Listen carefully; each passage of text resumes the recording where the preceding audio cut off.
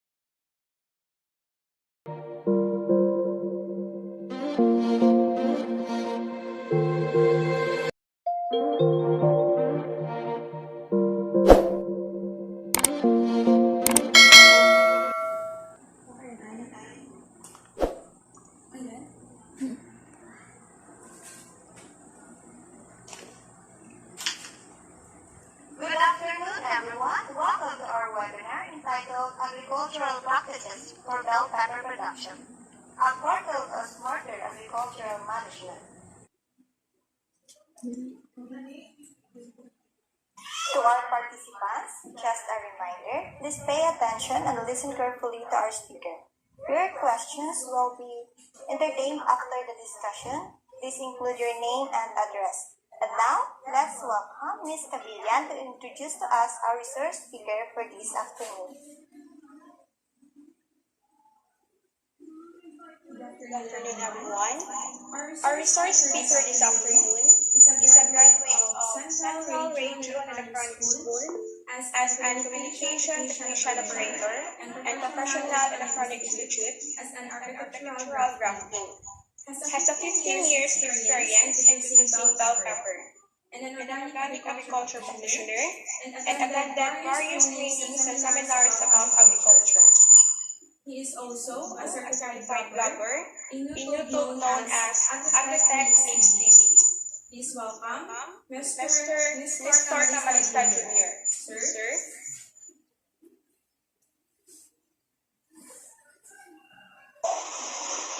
Good afternoon sa ating lahat. Kaus may audio ma'am, sana ay mapakinggan niyo ako ng mabuti.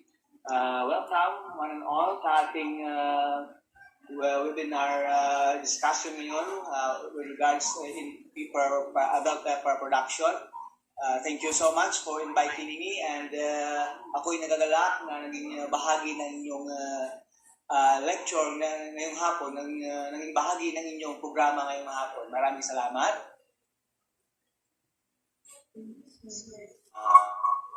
This afternoon, topic po talaga natin, I will be speaking more maybe in Tagalog or in English.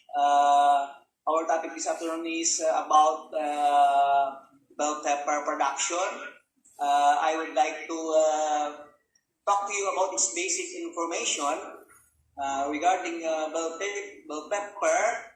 Well, actually, bell pepper is not actually a vegetable. Ang bell pepper po ay isa po siyang fruit, hindi po siya vegetable dahil po nag-produce po siya ng flowers, and it contains seeds that most people think of them as vegetable, pero hindi po siya talaga vegetable. They are fruits po. Yan po Yung red bell peppers are sweeter than the green ones because bell pepper sweeten as they ripen. Tumatamis po sila. And red pepper have more than twice the vitamin C as of the green pepper. Well, bell pepper is a perennial crop po siya. Tinatawag po natin siyang perennial crop. At more siyang tinatanim natin sa warm season. Gaya po natin dito sa atin sa Pilipinas dahil tropical country po tayo. Yan po yung gusto ng mga bell pepper, their students natin. And its growing season is from 60 to 90 days. From 60 to 90 days po siya, then na po siya mag-start na set ng kanyang fruiting stage. Magbubunga na siya after 90 days. And we can harvest its fruit after 120 days. Nag-uumpisa ito talaga doon. Ang ating bell pepper sa kanyang season. Next slide please. Can we see the next slide please? Peppers are also popular as a nightshade for both kinds. It can be eaten raw and it can be eaten cooked. Yan po, yung bell pepper ay pwedeng makain na raw yan or pwedeng lutuin. It is crunchy. Sweet bell pepper lacks capsaicin. Kung inyo pong narinig, kung inyo pong istadiyan yan, yung capsaicin po, yan yung active component na makikita natin sa mga hot pepper na siya ay umiinit. Pero wala pong capsaicin sa bell pepper. It has a smooth outer skin. Makinis po yung bell pepper, no? That protects itself always fresh. Makinis po siya. It is crunchy inside. Crunchy po siya. In Ilonggo term, nagaraguma po yun. Nagaraguma. And its fruits are hollow. O, yan na. Nakikita ko na. Okay. Red peppers. Bell peppers are, ayun na ba, nasabi ko na kanina nga dyan sa, sa ating screen, Bell peppers are sweetened as they ripen. Ayan, red peppers have been twice of vitamin C as of the green pepper. Next slide po, ma'am. Mas mabilis yata yung slide ko dito. Didiretso po ako. Ayan. Sige ha. Araw po siya sa loob. We count as seeds plus the rings. In the center of its inside, in the white membrane along. Ang parts po ng capsicum genus, this is also includes the gamut of chili peppers species, the bell pepper. Yung capsicum ito ay mas malaki siya, rounder siya, crunchier siya. Ito yung ating bell pepper compare po sa hot pepper. Yan po siya. Opo, nasabi ko na, it has capsaicin. Yun po, it has I mean po, wala po siyang capsaicin gaya po ng hot pepper na nagpapainit. Yung ating growth stage ng ating bell pepper po, sorry ma'am, to be like yung slide po, yan na, diretso ko lang, explain ko lang. Yung germination time po natin ay umabot po siya ng 20 to 25 days. Yung vegetative stage niya, ibig sabihin dyan sa kumakain talaga ng maraming nitrogen sa lupa, sa hangin at sa sun, umabot siya ng 24 days. And after that, flowering stage po niya, umabot po siya ng 10 days, nagpa-flower po siya. At yung setting niya pa, 10 days po, nag-fruits po siya. And after that, after that 25 days, pwede na po siyang ma-harvest natin hanggang 170 days. Pero yung iba po umabot ng more than that, can even be harvested up to 250 days. Yung mga sunod-sunod yung mga bunga sa kaya nga na-process talaga. Yun po, yan po kanyang growth stage sa bell pepper po. Kung mayroon tayong, next slide please ma'am. Yan po. Okay, tapos na po. Yan, nasabi ko na po kanina yan ma'am. Sige mas, continue po. Sige po, nasabi ko na rin po yan. Ito yung nilalagay, kaya ini-indoor po yan. Nilalagyan po yan karamihan ng bubong habang dinner-germinated sa set bed. It is also depending on your hardiness zone. Yan ang sinasabi ko sa ilalim, is continue lang po yung slide ma'am. Kasi mabilis po ako magsalita. Yan. Start seeds indoors first. Yun yung una natin ginagawa. Pinapatubo siya indoor. Pero sa atin, diretso po natin dito yung sa leon, tinatawag natin sa pagutukan, sa set bed. Pero pwede rin natin matawag na indoor yan kasi hindi natin siya pinapatamaan ng sunlight. Doon natin siya gine-germinate talaga. If you're climbing, it's an ideal for growing peppers. Germinating your seeds indoors first is recommended. Yun po, yung sinasabi ko kanina. To germinate, fill a planting tray. Ayan, kung gagamit po tayo ng tray, yung seedling trays. Kaso, bihira lang ang gumagamit sa atin dito ng seedling trays. Kung makita sana kayo ng seedling trays, yung kulay black na may mga maliliit na butas, diyan po natin yan germinate. Nilalagyan lang po natin yan ng 2 to 3 pieces ng pepper seeds. Pero hindi natin yan makapagkita sa ating slide. Sa ngayon, to germinate, fill a planting tray with soil and plant your bell pepper seeds or about inch depth. Ayun po. Tapos, winawater natin at saka dinidirect natin sa sun. Pero actually, winawarm up lang natin yan. Hindi po dinidirect na masyado para po hindi madamping off pag lumabas yung kanyang bagong sibol. If you keep your seeds in temperature at least 70 degrees Fahrenheit, yun po mabilis po siyang tutubo. As per experience po sa amin, bago po namin gine-germinate yung mga seeds ng bell pepper, lalo na po kung mga F1 na mga bell pepper seeds, yung binibili po natin sa mga agricultural center po, gumagamit po kami ng warm water, pero below 70 degrees po, para madali po siyang tutubo. Yung germination niya, madali po siyang makalabas. Sige, ma'am, next slide, ma'am. Ayan. After 1 to 3 weeks of germination, your bell pepper seedling should have sprouted. Ayan, ready na siya for transplanting outside. Pero ginagawa po natin, nag-harden off tayo ng plants ng ating seedlings. Kasi pag dinirekta po natin i-transfer yan sa labas, magkakaroon po siya ng tinatawag natin sunlight shock. Sa sobrang init, mamatay po sila. Kaya yung ginagawa po natin, nag-harden off tayo ng plants, pinapaarawan natin yan. Sa amin, as per experience sa tinatawag natin seedbed, pinapaarawan namin siya ng 2 hours in the morning. Pagkatapos, parang ini-indoor na rin natin kasi nilalagyan po natin siya ng bubong. Yung ginagamit karamihan sa mga seedbed po natin ay yung coconut leaves. Makikita po ninyo sa mga farm natin, mga ka-agri, mga student natin, mga kaibigan natin. Yun yung ginagamit natin dito karamihan. Naglalagay tayo ng bubong ng puno na dahon ng nyog. Sige, continue, ma'am. Para po hindi po siya basta-basta mabibilis na madamping off. After 10 days, yun po, pwede na po siya natin matransplant after 10 days of conditioning para maging malakas yung kanyang strength na pag nag-transfer po tayo siya, wala po siyang shock. After 10 days po, mga at least sa amin 1 week. 1 week na pagpapaaraw, pwede na siyang mag-transfer. Pero yun, maximum nila 10 days na pwede na talaga siya mag-transfer sa field. Outside, no? Gradually increasing the amount of time they spend outdoors, which will help them acclimate better and prevent wilting or stunted growth. Yun po, hindi po siya ma-wilting or ma-dumping off. Yung pag-term tawag po, dumping off. Sa Karay-Ako yan, sa Ilonggo, yung tinatawag nating na napatay tana, kay anto na kainit, yun po. Dumping off. Next slide, ma'am.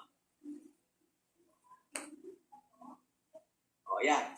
When your garden soil temperature has reached at least 65 degrees, ayan, 65 degrees Fahrenheit, your bell peppers are ready to be transplanted. Yun yung pinakamagandang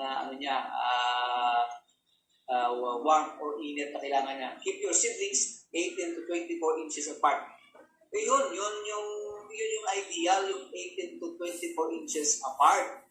Pero kung pupunta po kayo sa ating mga farms, masyadong malayo yung 24 inches apart, kahit yung 12 inches apart sa atin, yung 1 foot. Karamihan sa atin, less than 1 foot yung taniman. Pero nakakatawa po, yung pinaka-ideal po talaga 24 inches, 18 to 24 inches. Ibig sabihin na at least mga 2 feet yung kanyang distance, planting distance niya po, mga 2 feet, siguro mga ganito. Pero kung dito sa atin yan, masyado ano yan, sabi natin masyado siyang malayo yung distancing. Pero yun, sa experience po namin, dahil po naka-training po tayo ng season long training sa sa pepper planting on organic plantation po, mas maganda po kung 18 inches, 24 inches yung kanyang distancing talaga sa taniman. We can bury them in all well-drained soil, deep enough to their roots. Ayan po. Pero pinakamaganda po talaga, tatanim po natin siya sa well-drained area. Yung hindi matagal mag-drain yung tubig. Kasi yan yung kalaban ng bell pepper, yung masyadong watery yung lupa. Yun po. Next slide, ma'am. Parang mapahaba tayo dito, Okay. Pupunta na po tayo sa 7 tips kung paano i-carry po ang ating bell pepper. Bell pepper prepares a rich soil that's more than sandy loam. Ayan po, sandy or loamy po. Bawal po sa bell pepper yung clay soil. Hindi po niya kakayanin yung clay soil. Yung mga rice lang ang pwede dyan. Loamy or sandy soil, yan talaga ang gusto ng ating bell pepper. This keeps your ground condition well drained and warm, as I have said a while ago. Bell peppers also like a soil pH between 6 to 6.8. Yan po ang kanyang yung pH niya. Yan lang, hindi siya acidic dapat. Kasi pag mataas yung pH niya, acidic siya, nangangasim. Maasim sa bell pepper yan. Dapat alkaline. Hindi naman masyadong alkaline. Dapat yan lang in between 6 to 6.8. Yan siya talaga lalago sa kanyang pH ng lupa. Yung problema natin, marami sa ating mga planters po ngayon, nagtatanim po sila ng bell pepper, hindi po nila in-examine yung pH ng lupa. Kaya makikita kayo ng mga bell pepper na sa mga taniman ngayon, stunted siya, hindi siya malusog. Gaya rin ng tao, pag sobrang asin, ang hirap lumago, ang hirap mapatubo ng maganda sa ganyang pH ng lupa, no? So, yan talaga yung pinaka-ideal na pH. Soil pH sa tatanong natin ng bell pepper, 6 to 6.8 lang po. To give your bell pepper plants the proper care they need. Next slide po, yung first tips na po natin. Sige, ma'am. Ayan. Ito ang gusto kong i-explain sa inyo, yung mulching. Dahil marami po sa ating bell pepper planters po dito, yung mga planters po natin, mga farmers po natin dito sa region, hindi po sila gamit ng plastic mulching. Napakalayo po ng diferensya na may molding sa lalapit black mulching can help absorb the sun and keep your ground soil warm. Yan ang gusto ng bell pepper. Grass clippings are also good for bell peppers. Can help with their smaller weeds that could damage their delicate root system. Yan po. Yung sasabihin ko po sa inyo ngayon, ito yung problema, bakit mabilis kumukulot sa ating ito, nagkakaroon tayo ng katumbal.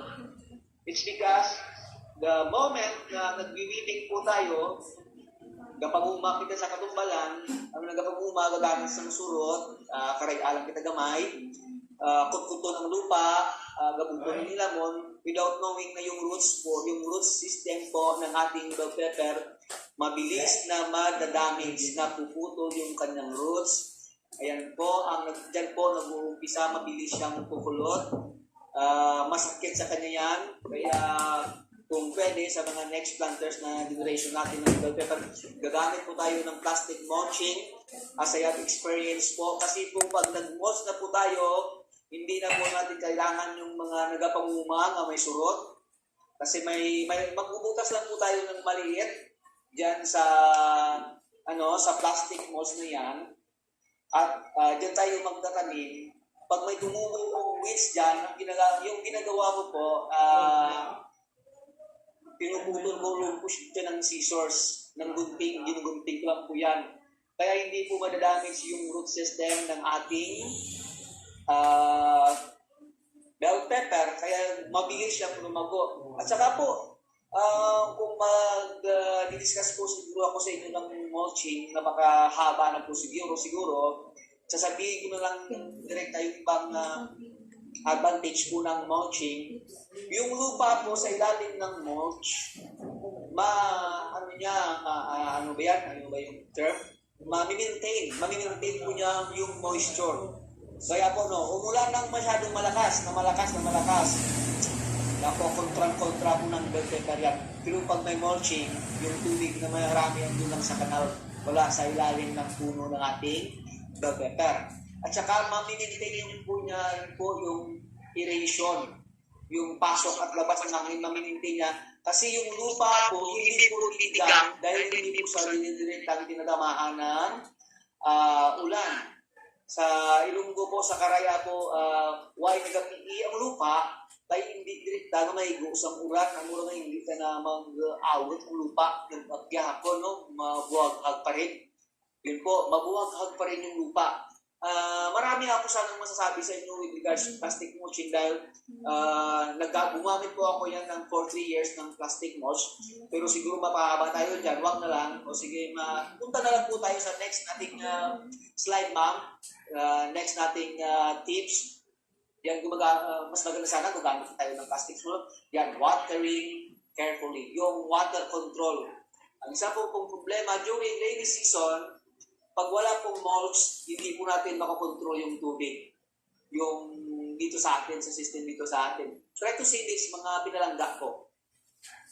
Pag umulan po ng 2 weeks, na walang plastic mulching yung taniman natin, sigurado yung ating bell pepper aarayan. Kasi aakyat po yung toxicity level ng lupa. Yung tinatawag nating toxicity level sa lupa po, pag masyadong basa yung lupa, hindi na po makapasok yung hangin, yung oxygen po, aakyat po yung sinasabi nating toxic sa lupa, especially acid. Yun po, mapapabilis po yung pagsira ng ating taniman. Kaya dinugtong ko na lang ginasal tip number 1. Yung watering system napakakailangan po ito during summer season. Hindi po tayo basta-basta magtatanim ng bell pepper during summer season without proper water system kasi po masisira lang po talaga yung ating bell pepper. Bell peppers need a deep watering about 1 to 2 inches per week. Although bell pepper likes warm weather, they will not flourish in intense heat. So gardeners in climates are prone to higher temperatures should water twice a day if necessary. Yun lang po, hanggang doon lang po. Pero pag kulang po yan pa, may discuss pa sana ako sa inyo kung paano natin malalaman makontrol yung tinatawag nating moisture content ng lupa. Wala yun dyan siguro sa tips natin. Sasabihin ko na lang po. Ngayon, makinig na lang po kayo. Per experience po, para po malaman natin na kontrolado natin yung moisture sa lupa, yung tinuro po kasi sa amin noon ng aming teacher, kukuha po kayo ng isang dakot na lupa dyan sa tinataniman ninyo. Isang dakot po. Sa aton pa, isa katumo na lupa. Kung ano din hawakan nyo ng mabuti yan. Parang pinupush nyo, parang ginagawa yung pukol sa atin dito. And then you are going to divide that into 2 with your bare hands.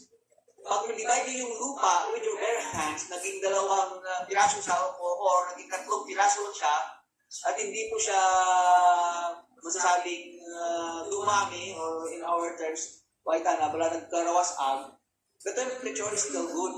Okay pa yung temperature. And then kaya sa mga 35 to 40% yung moisture content. Kaya kung magwas-ag rin ang lupa, mga dear student, pagkaptagan niya siya, that is now the time. Yan ang po ang tinatawag nating deciding time na kailangan na mag-water. Kulang na po siya sa tubig. Diyan po mag-start na stress na po ang ating plants. Kulang po siya ng water. Yun po, sa mga sumasakak po sa bell pepper. Yan po yung tips. Okay, tips number 3. Sige ma'am. Papahaba tayo dito. Sige. Dry conditions will cause bitter tasting. Oh, ayan. Ayan nga. Yan yung isa sa iba.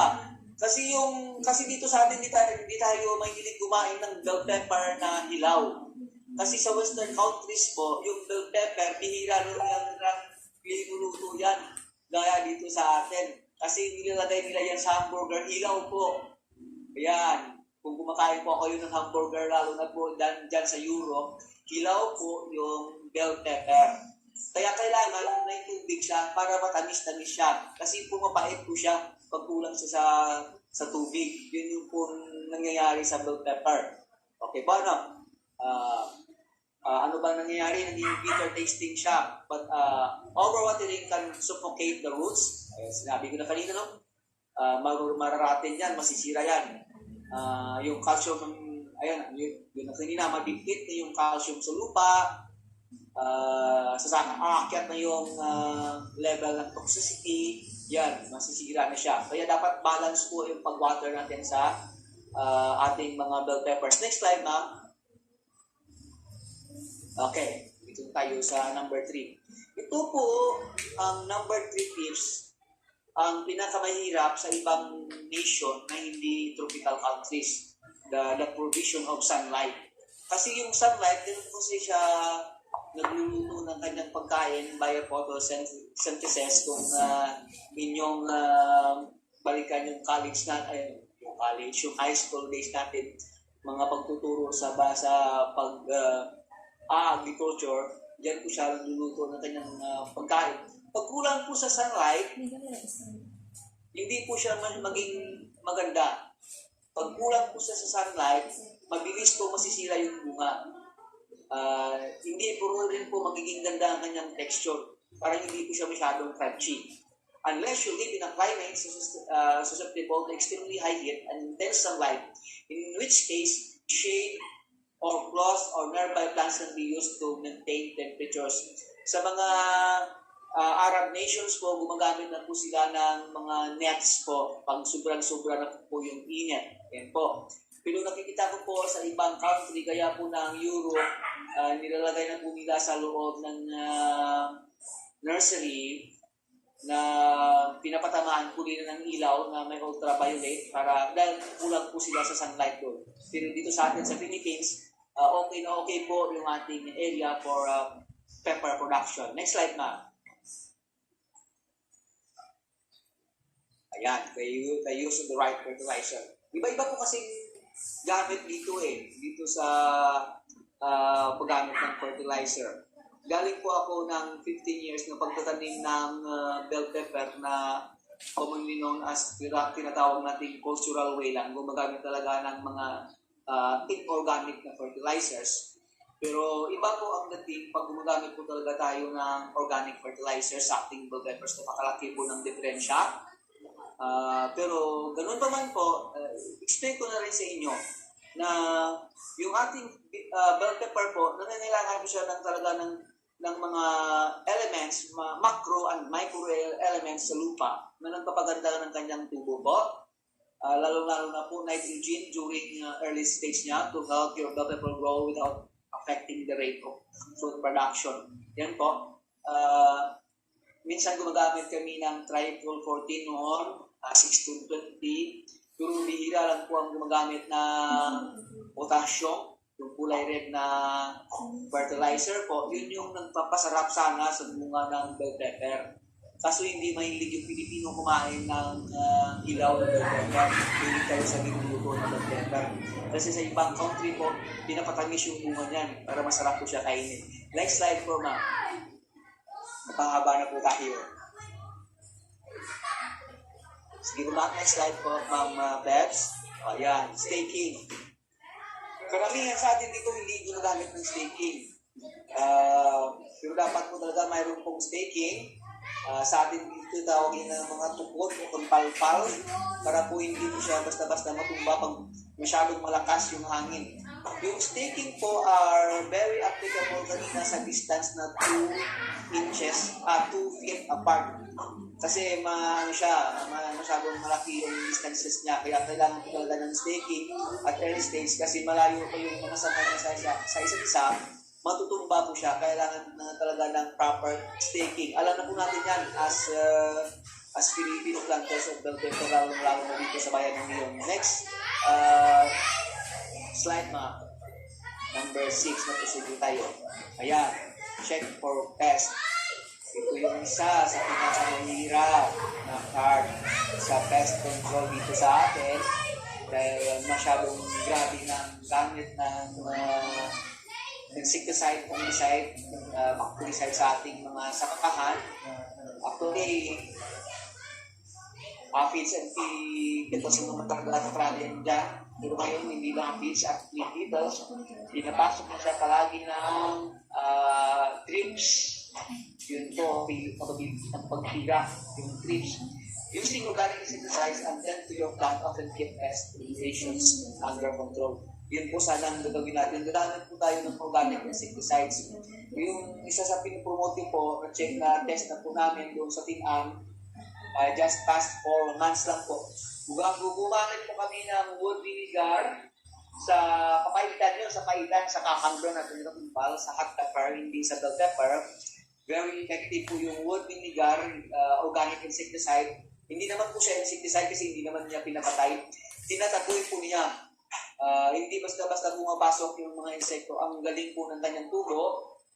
Mataas pa sa hanggang, ang taas po ng, hindi ko naman ipakita sa inyo, mayroon po sana akong record dito niyan. Yung taas ng kanyang hot pepper po ay umabot na po ng 6 feet sa ngayon. Nung pumunta ako doon, 5 feet inihap. Ako, 4 ako. 5'4 ako. Mas mataas pa sa akin ang kanyang ang kanyang hot pepper sa ngayon ginamitan ng wood vinegar. Yan yung sinasabi ng number 6 natin. Paano natin siya madaling makontrol? Gagamit na sana tayo ng organic insecticide or repellents ngayon. Kaso lang hindi tayo gumagamit yan. Kailangan natin mag-tend talaga, makontrol talaga yung pest.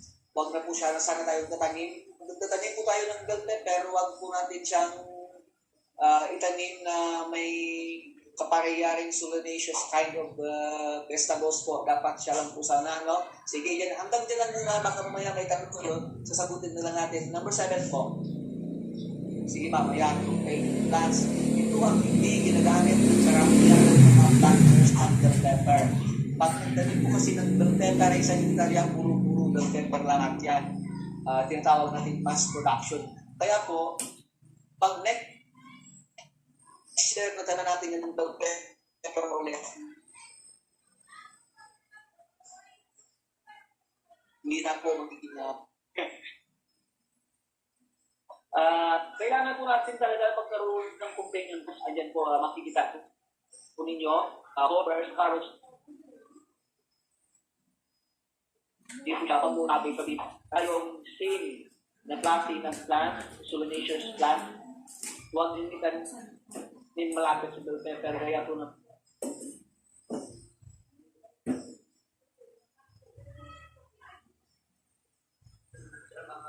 maraming salamat.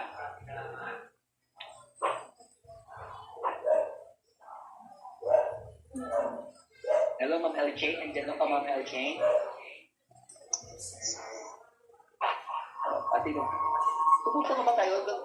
I-introduce ko yung production guide na ito. Hindi kayo maging masyadong mahaba. O sige, direkta na lang tayo. I-discuss ko na rin yung bell pepper production guide natin.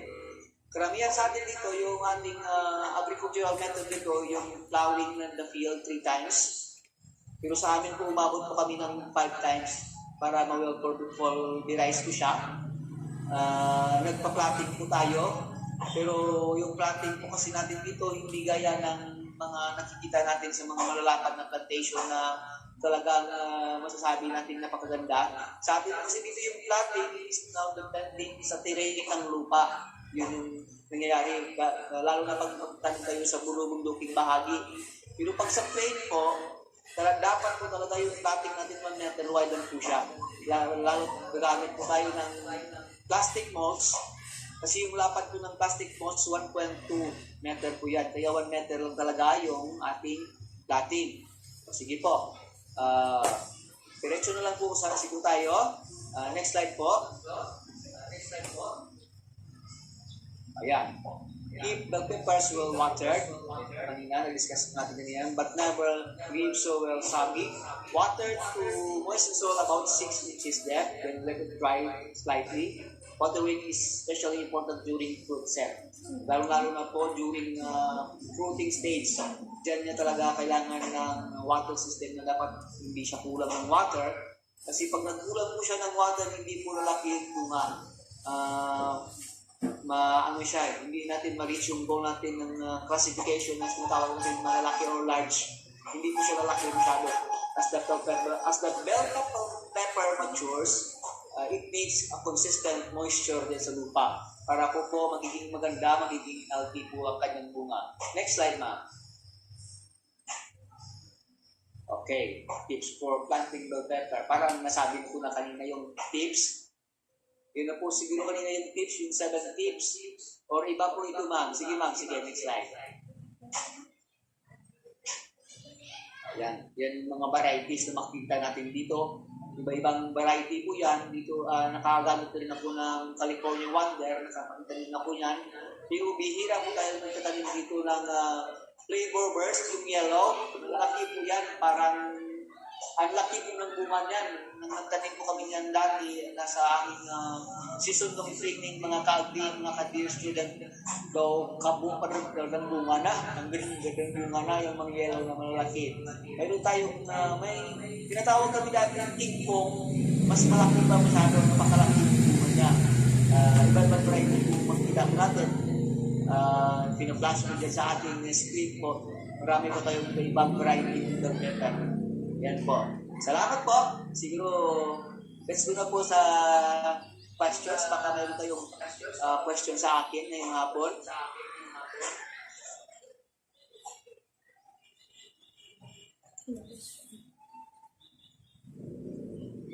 Sige, ma'am, okay.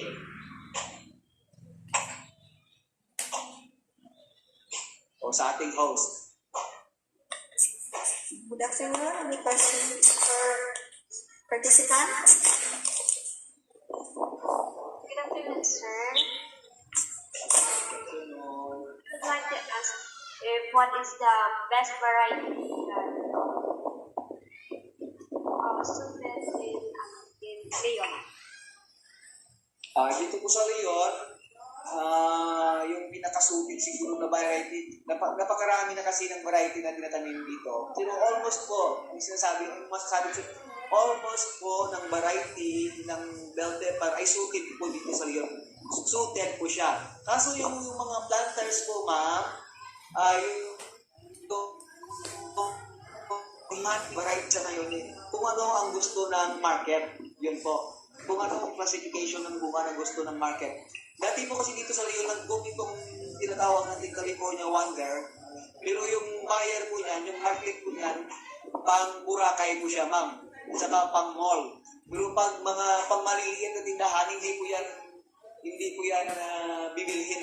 Kasi masyadong malalaki po yan. Kaya naghahanap po sila ng mga variety kaya nung magsasabi na lang po siguro ng mga seed company.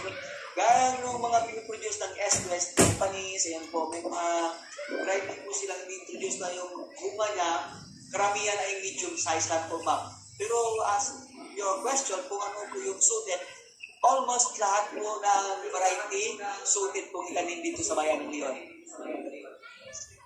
Ayun po, Tim.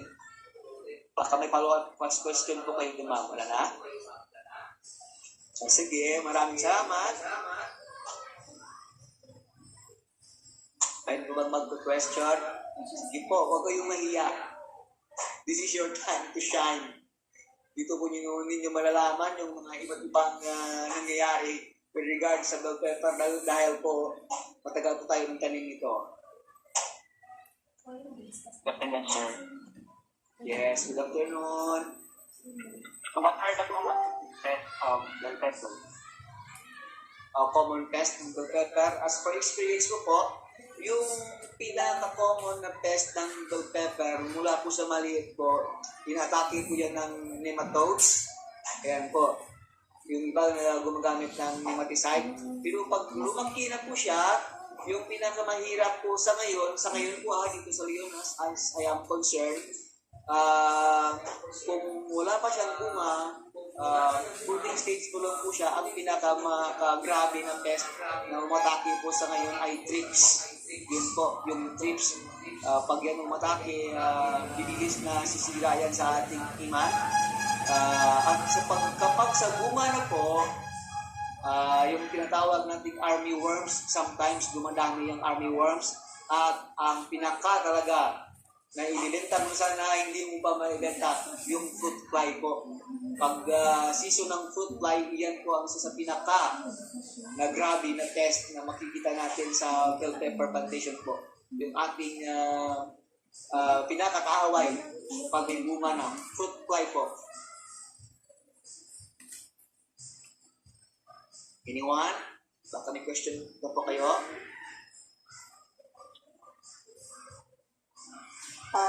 Good afternoon, sir.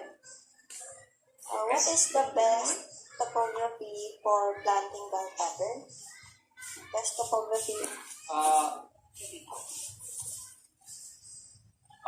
Topography? Are you, ibig sabihin yung taniman talaga sloping niya? Sige. Pag rainy season po, best photography na matandaan po natin ng bell pepper po yung hili. Yung hili po. Pag summer time po, dapat nasa plate po tayo katanim. Yun yung pinaka-best na photography. Sa dalawang season po kasi, mayroon po tayong rainy season at summer season. Pag rainy season po, huwag kayong magtanim sa plain. Napakahirap po pala gawin sa plain pag rainy season. Dapat pag rainy season, nasa hilly part po siya ng photography ng lupa. Pag summer naman po, dapat nasa plate po siya talaga para hindi po mahirap sa water system. Yun po, ma'am. Thank you, sir. Okay, you're welcome. Baka may mag-question pa? So, yes po.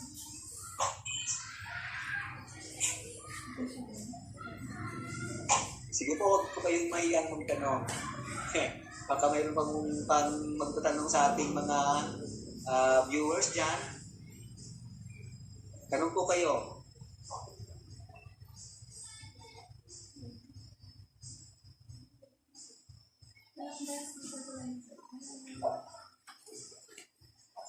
Ayaw niyo magtanong? Baka gusto niyo ako magtanong. Sige po. Anybody na gusto magtanong regarding sa ating topic ngayon?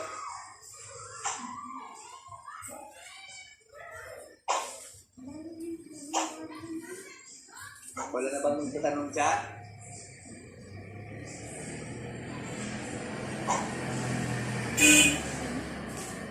Okay.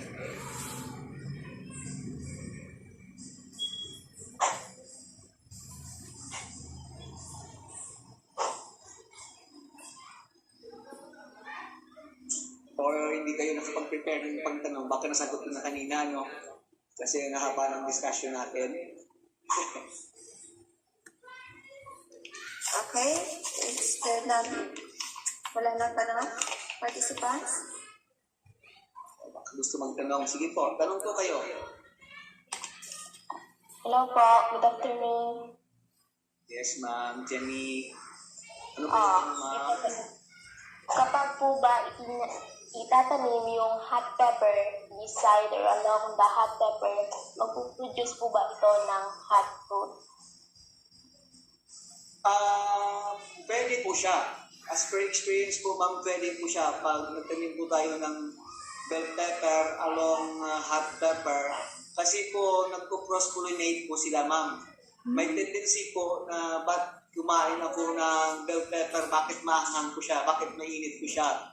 Kasi po yung capsaicin na nandun sa galing sa hot pepper, yung ibang capsaicin po, nakapunta po sa bell pepper. Kasi po, dahil po sa cross-pollination, pwede po siya kasing mag-cross-pollinate. Kaya po makikita po ninyo, may tinatawag po tayo dito sa Leon na katumbal na agi, kung naririnig po ninyo. Sa ano kasi, sa Cebu po kasi tinatawag nilang bayot. Bayot daw na sili. Bayot na sili. Kasi po, yun po nangyari pag nagtanim po tayo in a row, beside po ng bell pepper, ng hot pepper, nagko-cross-pollinate po siya. Yan po. Kahit po same bell pepper, kung different po siyang variety, kahit pares-pareho silang bell pepper, pwede po rin po silang mag-cross-pollinate. Kasi open-pollinated yan eh. Karamihan open-pollinated po. Okay, Thank ma'am? you po. Thank you po. Okay po. You're welcome. Baka mayroon kang follow-up question. Wala na.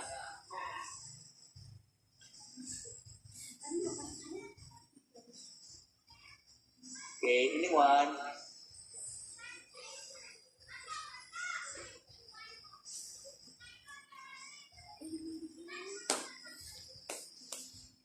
Good air. Any questions?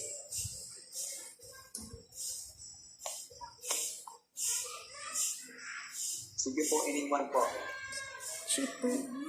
Wala nang magtatanong sir. Mukhang wala nang tanong. Naubusan sila ng tanong. You already answered. Well, thank you so much to our speaker, Mr. Camarista, for sharing your time and knowledge to us. You're welcome. You're very much welcome po. Lalo na mga agricultural students. And now, we'll give the certificate of appreciation to our guest speaker. The certificate reads,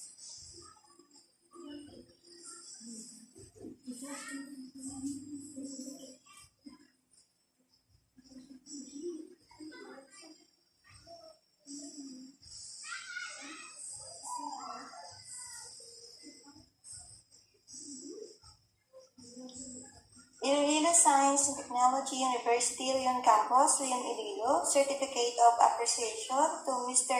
Nestor Camarista Jr. as a case speaker in a webinar as a case speaker for this worthy presentation and of smarter agricultural management, a webinar on agricultural practices of bell pepper production on May 20, 2021. Via Google. Topic: Agricultural practices of bell pepper production. Give this 20th day of 2021. Signed by our subject teacher, Mr. James B. Talagon, our campus administrator, Mr. Julito Ligay.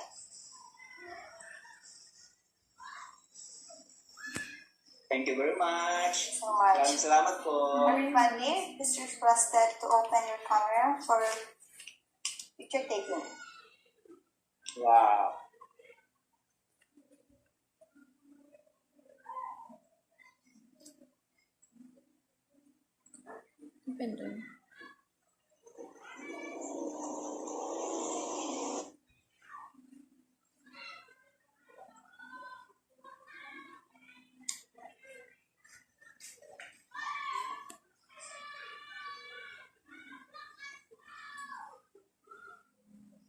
And that's end of our webinar. Thank you so much. Thank you, welcome. Thank you also. Maraming salamat din. Thank you so much. Thank you, Doc. Thank you. Okay, you're welcome. You're welcome. Thank you, sir. Yes, you're welcome. It's my pride and joy.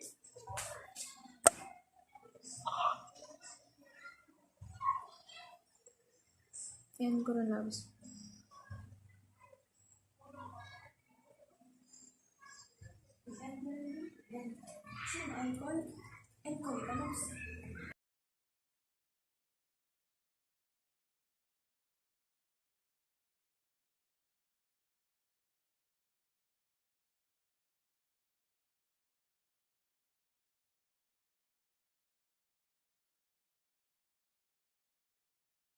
Before we end this, we would like to inform everybody that for your attendance, just click the link we provided as well as to the evaluation form because we will give certificates. Thank you so much to those who attended and for your active participation.